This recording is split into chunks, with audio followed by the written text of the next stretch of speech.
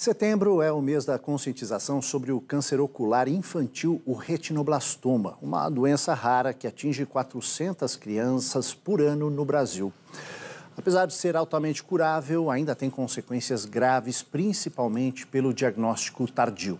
Quem explica é o oncologista pediátrico e presidente da TUCA, Associação para Crianças e Adolescentes com Câncer, Sidney Eppelman.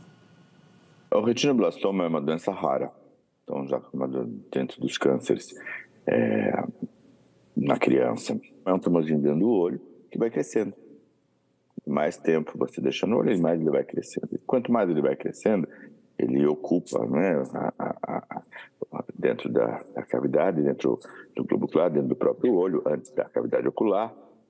E aí nós temos hoje técnicas e condições e tratamento, quanto menor ele for, a gente pode até preservar mais a visão e preservar o olho da criança. Mas eu sempre coloco que o diagnóstico precoce é importante, mas é importante que tenha o diagnóstico precoce e seja logo encaminhada para um centro que tenha condições de tratar uma doença rara com todo o expertise necessário para oferecer.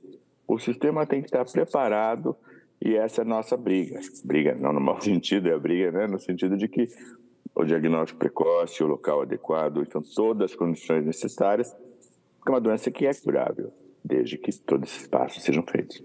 20 anos atrás, se estabeleceu aí internacionalmente uma campanha fotografe o seu filho com flash, né? Como é que os pais podem ficar atentos, como é que eles podem identificar esse problema? Então, esse é outro ponto importante do retinoblastoma.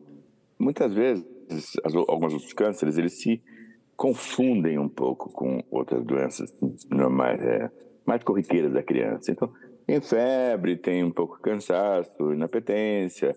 Às vezes é o primeiro sinal de uma leucemia. Então, é difícil realmente você, inicialmente, ou a criança começa a vomitar, e aí pode ser realmente tumor cerebral, mas não vai pensar inicialmente nisso.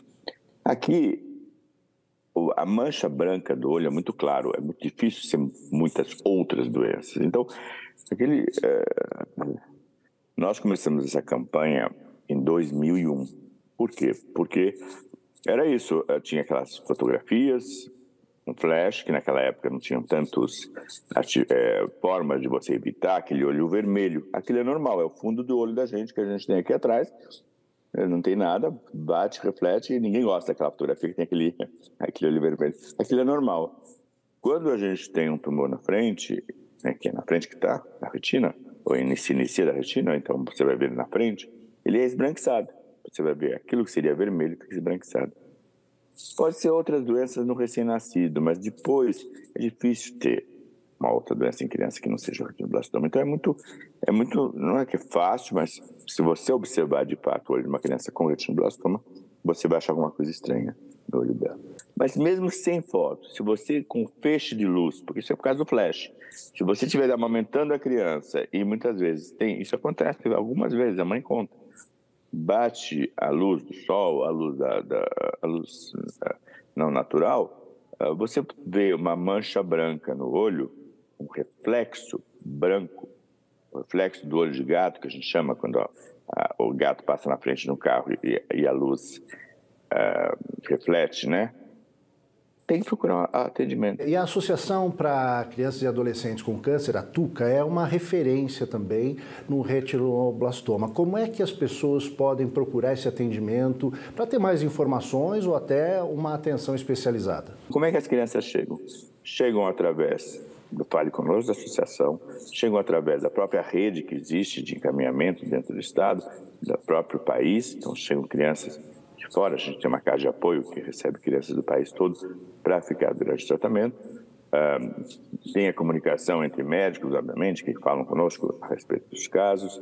Enfim, as crianças, quem precisar, as portas estão abertas para a gente poder orientar e se for o caso, diagnosticar e tratar corretamente com toda a tecnologia. Essa beleza hoje, por exemplo, da quimioterapia intraarterial, nada mais é do que aquele cateterismo que os mais velhos fazem por causa do coração. A gente cateteriza, vai chegar na artéria oftálmica da criança, jogar um pouquinho de quimioterapia e conseguir muitas vezes diminuir o tumor e não ter que tirar o olho e todas as consequências dessa situação. Então, eu falo isso porque, né, há muitos anos fazendo. Então, é um privilégio a gente poder, de fato, oferecer essa condição sem custo à população que nos procura, obviamente, dentro do Sistema Único de Saúde, lá no Santa Marcelina, em parceria com a Associação Tuca, e dar a chance de cura, a melhor chance de cura, e com menos sequela, quer dizer, com menos consequências do diagnóstico. O Jornal da Tarde termina aqui. Uma ótima tarde para você e até amanhã.